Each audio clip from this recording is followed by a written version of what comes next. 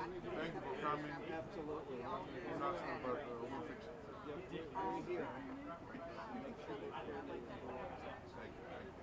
We need all the help we can get now, but I think we'll fix it. I feel a real sense of partnership. This community. We feel it a lot.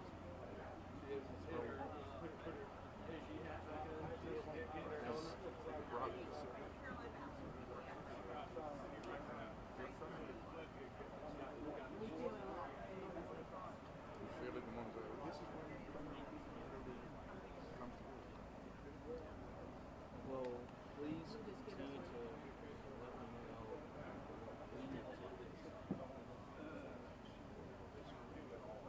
We were this way we came to communicating back and forth on other things that weren't claiming to this, but Thank you. this is Thank you. Really thank you. Hello. Very, very nice meeting you. Thank you for coming. I was telling the commission that we will, it's a disaster. I don't believe what I saw, but we'll fix it. Yeah. Together we all. I know the governor spoke with you. Yes. That was right. She told me, yeah. The Secretary of Public Health. Hello. Thank you for coming. Thank you. We'll fix it. We will need any help we can get, in particular from government. Whatever we need to tell you, and I'm sure you get, we'll be back. Thank you. Thank you. Yeah. Mike? Everyone Is there anybody else? Oh, hi. Very, very nice. The governor told me that. Yes. Thank you for coming, and we are going to make everything I can to fix it as quickly as possible. I came with hope that maybe you recover some of the materials, and then we can. And I've invited Josh to come to see us in New York. I would very much love to do that. Very much look forward to it. Thank you. Thank you for being here. It means a lot to everybody to see Thank you. the chief here. Thank you. Ladies and gentlemen, I think we'll get started. Thank you so much. Is it my phone here? Yes, of course. For that or a lavalier? Whatever you think. Okay, this should be fine. Just slide that over here. We're going to make sure it's sanitized before you.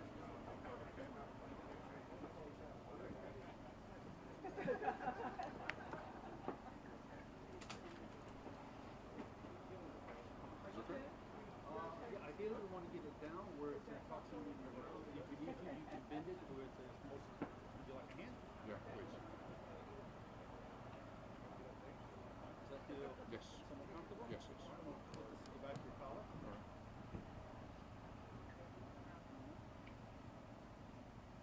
You? Just gonna slide that in your back pocket. Yeah. Can I get a line check? Yes, hello? Can you hear me? Yes. Okay, very good. Thank you.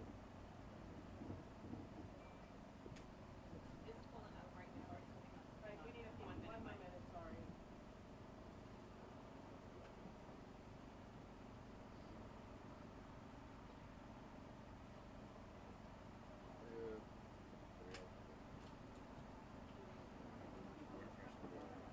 Price.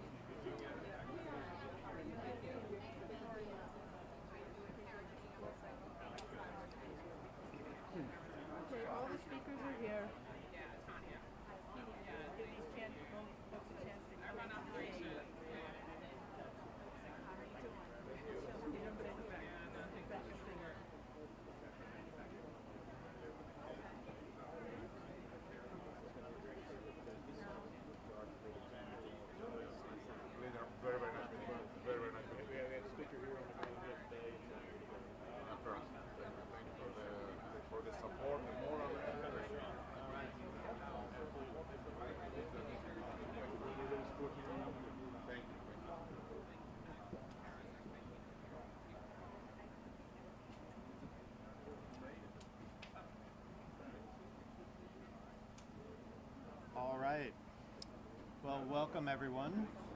Thank you so much for being here at Pfizer's Rocky Mount, North Carolina site. My name is Mike McDermott, and I have the joy of overseeing manufacturing, quality, and distribution for Pfizer globally. And I'd like to start today's discussion by acknowledging our 3,200 unbelievably talented colleagues and contractors that work at this site each and every day. They carry on an amazing legacy of 55 years of this site producing high-quality sterile injectables for the U.S. hospital system and for countries around the world. So I couldn't be more thrilled for the work that they do every day. I also want to, of course, thank the emergency responders that have jumped to the need here in Nash County, in Rocky Mount, and here at the Pfizer location. You all do amazing work every day. You put your lives at risk to help others, and we're so grateful that you're here helping us today and for the days to come. And of course, I'm thrilled to welcome and thank all the elected officials from the local, county, state, federal government that has reached out to us over the current days and coming days to support us in any way we can. We're incredibly lucky to be located here in North Carolina, where we have a rich source of talent, we have incredible infrastructure, and we have the best support that we could imagine. And we're going to lean on those friendships and partnerships and support over the coming months as we look forward to making the repairs to this facility and beginning production as soon as possible. So with that, I'm thrilled to introduce our CEO, Albert Bourla. Albert? Thank you. Thank you, Mike, and good afternoon, everyone. A devastating tornado touched down here in the community of Rocky Mount in North Carolina, a town of more than 50,000 hardworking people, and a town where we have one of our best facilities here in the U.S. with more than 3,200 local people working, as Mike said, day in and day out. I start by saying thank God. Thankfully, our warning system worked well, and none of these 3,200 people that were there was injured, or of course seriously injured, and the facility, they were able to go to shelter. The system worked very well, and we are very fortunate not to worry about human pain here. And also we are very inspired to see how this community is pulling together. I spoke with a lot of people, and they are pulling together to pick up the pieces and move forward with their lives after something very important happening here. I'm here today with some of our team members to lead our efforts and to speak and understand and assess the situation. We are dealing with a big disaster here in terms of damages, but our team has performed heroic acts. And for example, during the pandemic, this is the team that their ingenuity and hard work, along with the most advanced science, allowed them to ramp up productions 5-7 times so that they will meet the demand of the people that were going to the hospitals at that time because of COVID. And they are the same people that did this, and they are the same people that are now asked to come back and rebuild what nature destroyed, so that no American will feel the lack of a medicine, of a life-saving medicine in the hospitals, because they are needing them. We are committed to do all we can to help, first of all, our colleagues, this site, and let me share some of the details of what we are doing. Let me start with our colleagues. We are supporting our local colleagues, and we have made a commitment to pay everyone through the duration of the site's closure, relevant if they work or not. We also have several assistance programs in place, including wellness staff and disaster recovery services for all our employees.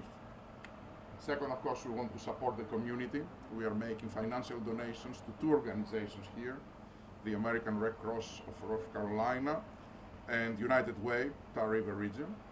And we have also put in place one-to-one matching donation programs for colleagues around the world to support these organizations, and then Pfizer will match everything that they will contribute in addition to what we are giving directly.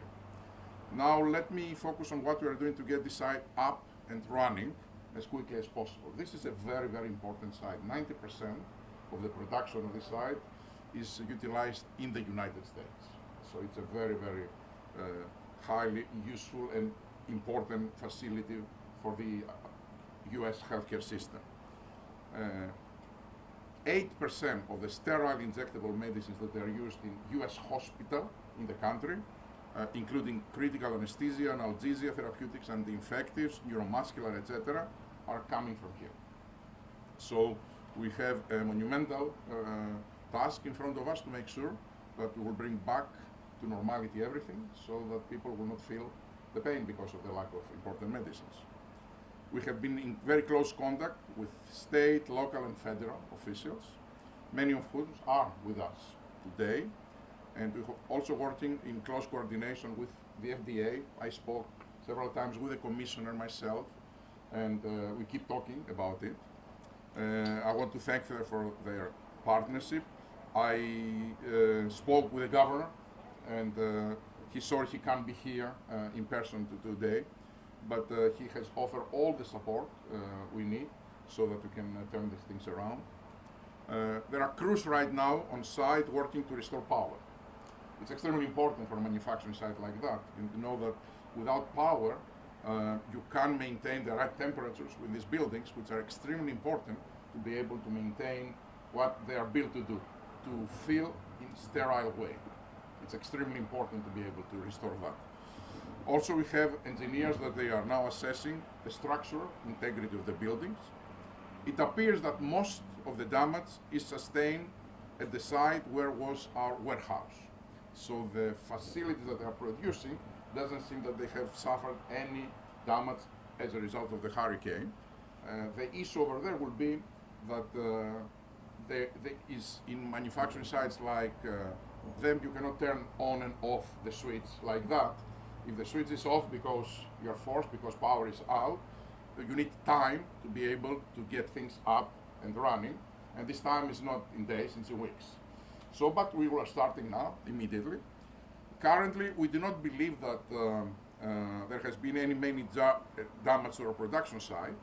Now, the warehouse, well, was almost completely destroyed, at least the part, not the safety vault, but at least the main warehouse, stores raw materials that are needed so that we can produce, packaging supplies, for example, vials, syringes that are needed so that we can produce the goods. Finished medicines that were awaiting here, quality release. After we finish our manufacturing of these products, we don't send them to patients before we complete a set of quality tests. So as they were waiting for the release of these tests, unfortunately, hurricane hit and they were destroyed. Of course, we are moving full speed to bring this manufacturing plant into action again, but we are exploring alternative manufacturing locations, including here our facility in Sanford, in North Carolina, while this site is still ramping up their production. Look, I have to say that clearly, nature is strong, it's powerful, but so too is human ingenuity and human spirit. And a great deal of work needs to be done here, but I want to assure all that we are committed. We will do it, we will bring things back to order, and we're working in lockstep with many of you here today.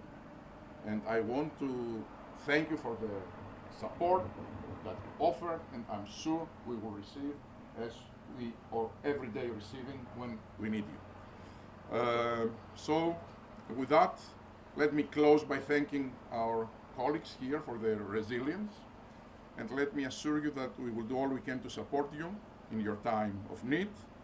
And I would like to invite a few of our guests to say a few words, starting with Representative Davis, please. Thank you.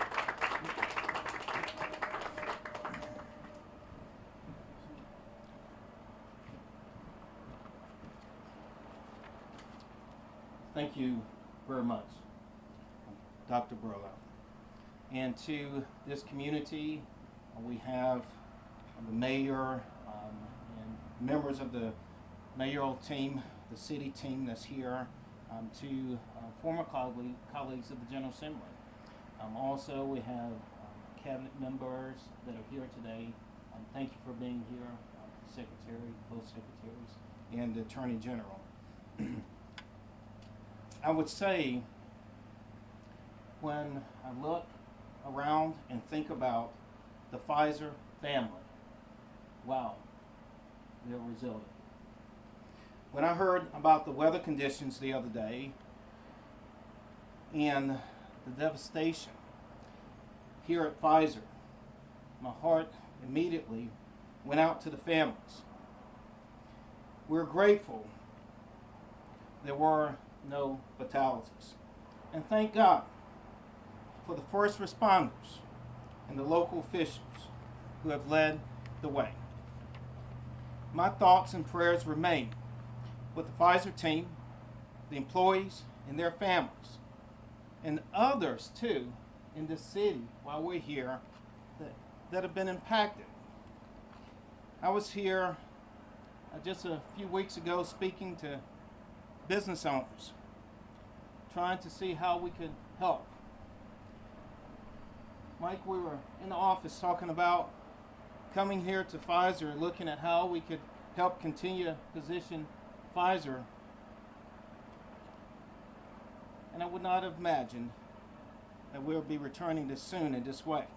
So please know that I will do everything within my power to assist, because the success of our businesses, the success of Pfizer is crucial to Eastern North Carolina's future. We're resilient and we will help restore this facility as quickly as possible.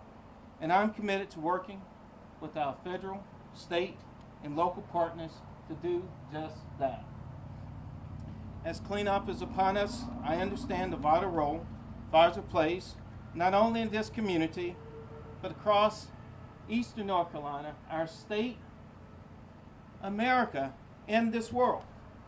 Dr. Bourla, please continue to let me know what your needs are so that we can help as quickly as possible. I'm not just here today, but please know that I will continue to be with you in support. May God bless you, this community, and at this time, I recognize our State Commerce Secretary, Michelle Saunders.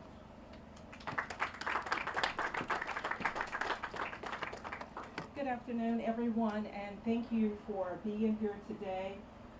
It's an unfortunate time, but yet it is a time to reflect and focus on the strength of North Carolina and the strength of an industry that truly has saved lives, continues to save lives, and change lives. Yesterday, Secretary Buffalo and I were in the community. We visited homeowners and those who have been impacted by this storm, and our hearts and prayers go out to them. The administration, Governor Cooper's administration, stands ready to assist and help however we can. We have engaged within Commerce. We have engaged with the local workforce boards, our Workforce Solutions Group, and our Employment Security stands ready if needed to help as we all go through this time. North Carolina is recognized for its collaboration and its partnership and its strong and, I would say, resilient spirit in the face of devastation by nature, whether it's a hurricane or a tornado. Our General Assembly, our other elected officials, with the governor's leadership, we have joined together and have been through and have come through a lot. So there is a proven track record at Pfizer and in North Carolina that we will get through this as well. And to those families and communities that you serve here and around the world, I believe, based on my experience in industry, which is about over 32 years running a manufacturing plant, that this facility will get back online. These talented individuals are committed to the mission of saving lives and having an uninterrupted supply of quality products for patients around the world. And I also believe that by being the centerpiece of this community, surrounded by so many people and partners who are willing, able, and committed to helping this facility get back online, operational, and back into the commercial markets of products being manufactured here, that this, at the end of this, will be another success story, not only for this community and this state, but for our nation as we continue to supply products to patients. I also want to thank colleagues here in the economic development community. I see Mr. Tolson and our chamber president here. Thank you so much for being a part of this. You matter to the state. The jobs matter to the families and the community in this state, and you surely matter to our future. So I am pleased to be here today. Governor Cooper, I know, will be visiting and has spoken with you. Of course, his leadership, the state knows very well that he is not only there for us in the good times, but he is always that same leader who stands and leads us to a greater place, if you will, even in the tough times such as this. So we're fortunate for that. So thank you very much. Thank you for your continued contributions to this community and to the state.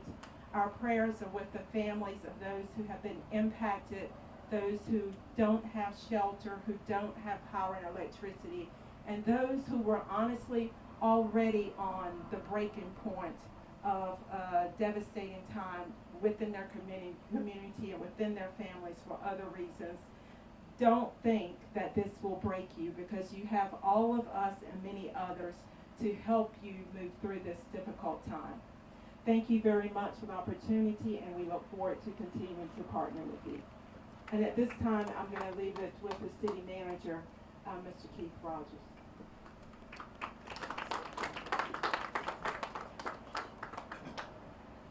Well, good afternoon, everyone. Even in the time such as this, it's still a pleasure to be with all of our local leaders and representatives. And the city's message from Rocky Mount has been concise and simple but clear. We are here to serve. So to our Pfizer family, we stand prepared and ready to assist in whatever recovery efforts are needed to ensure that the plan is up and running as quickly as possible. And in the interim, anything that we can do to assist your operations and assist in that recovery, we are certainly prepared to do so. And again, as always, our thoughts and our prayers are with all those that have been impacted by the events this week. And we look forward to a successful reopening of our facilities and getting through this together. So thank you. And at this time, it's my pleasure to introduce our Senator, Ms. Lisa Barnes. Thank you. Thank you so much. Good afternoon, everyone. Dr. Bourla, it's so nice to have you here. Welcome to North Carolina, although it's not in the best of circumstances right now. But Senator Berger sends his apologies for not being able to be here today, but we would both like to just express our utmost support and appreciation to Pfizer for being here in Rocky Mount and for the valuable input and contributions that you make to our local and our state economies. We are so grateful for the employment opportunities for over 2,000 people here in our area, and those employees play a vital role in the manufacturing of these very important pharmaceutical products here. We are grateful that there were no fatalities, but at the same time we recognize the extensive damage here, and the North Carolina General Assembly stands ready and able to assist in the recovery efforts and process in any way that we can. So thank you again to all the first responders, and our prayers are with all of the people who are impacted here. Thank you. Mike.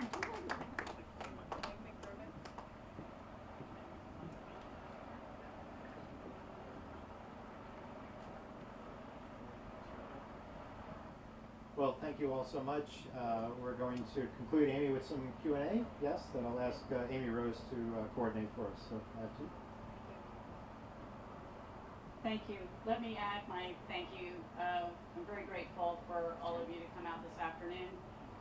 We just have a very few minutes. We're sensitive to the heat, also the burden on the site. They have a lot of work to get back to.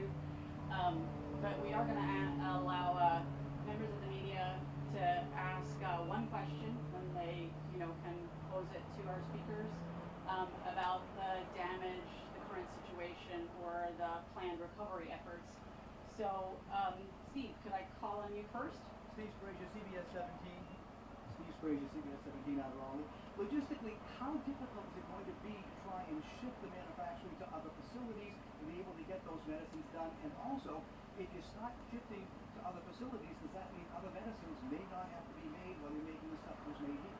I think all of the above reflect the complexity of the situation. It's not easy to transfer. There is, if I remember, 20% of our products that already are manufactured in other places. So for that, it's easy. We will increase manufacturing in the other places while we are ramping up here. The warehousing which is destroyed, I think we will find plenty of warehousing around that we can rent, so that will not be a problem. I think the major issues, it is first of all to assess the situation, to be able to restart the facilities, and that will take weeks, even in the absence of structural damages, as I said, because we need to maintain the sterile nature of these operations.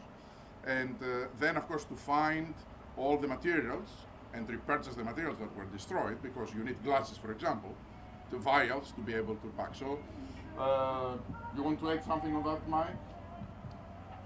The only thing I would add is all our suppliers have been contacted. All the materials that were in the warehouse have already been reordered. We've had incredible support from the industry, from other industry partners, from our suppliers, and we're confident that we have the goods flowing in again as quickly as possible. That stuff, the stuff that was destroyed, is that considered a biohazard? It is not. The materials that are contained within the building right now are safe and secure, and we don't have any concerns in terms of their toxicity. Yep. Mark, can I call on you next? Matt Tallman with WREL Bourla. What specific medicines are in that facility, and what kind of shortages do we expect of those kind of drugs? We are assessing the situation. I don't think that we know right now what type of shortages we may have. Right now, there are at least 6 weeks of inventory out there in the channel, so I don't think we'll see anything in the next, let's say, few weeks. What type of medicines here? We have analgesics, we have anesthetics, we have anti-infectives. What else we have? Vitamins. Micronutrients. Yeah, micronutrients. So this type of medicines, and of course we have a very big part of the emergency kit in the emergency rooms, in the carts that exist in every emergency room right now in the U.S. A lot of the injectables that they're having over there are made here. So that's why, as I said, our number one priority is to ensure that we will minimize supply disruptions for these medicines, because they are important and they save lives. So that's why we are trying to do anything we can in our power to make things come back to normality fast. Thank you. Brian, how about you next?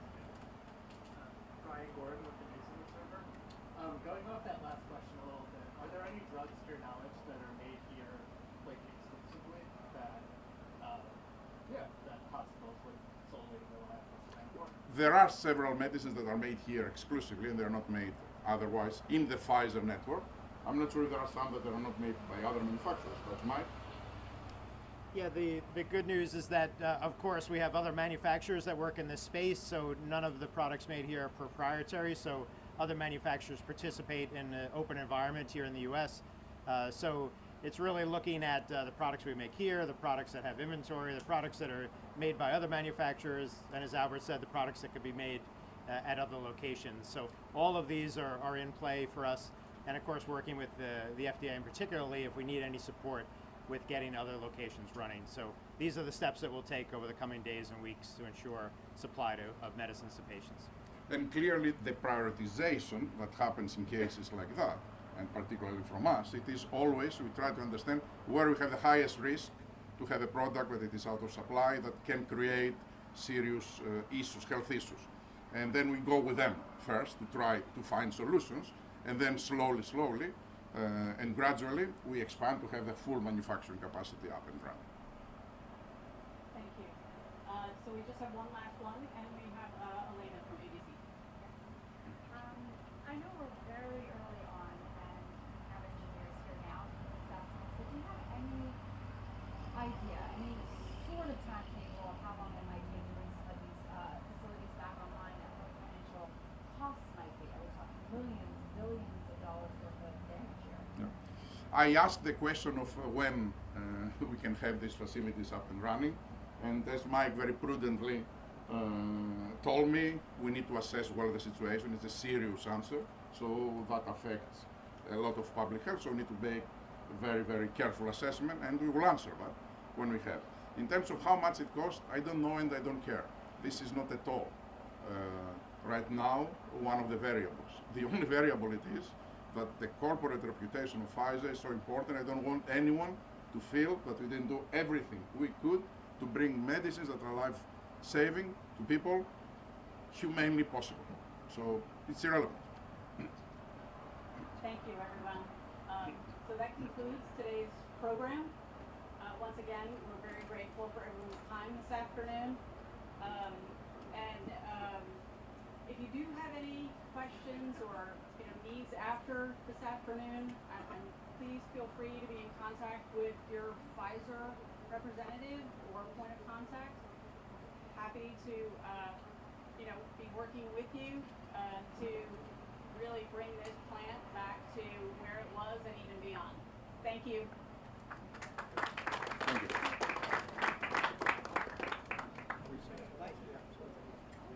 Thank you once more very, very much for the support, for the good words of support, and we'll do everything we can.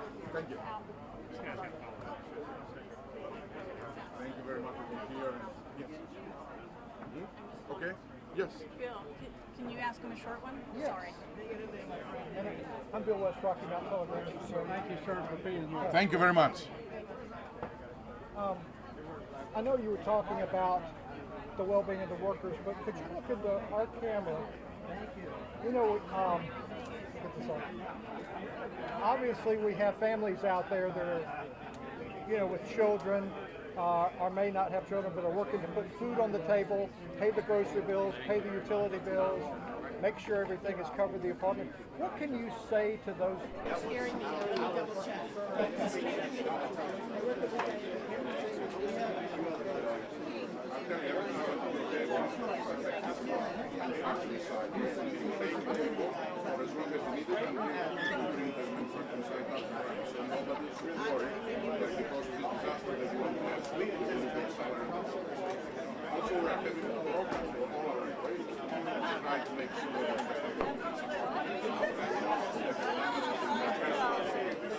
And of course also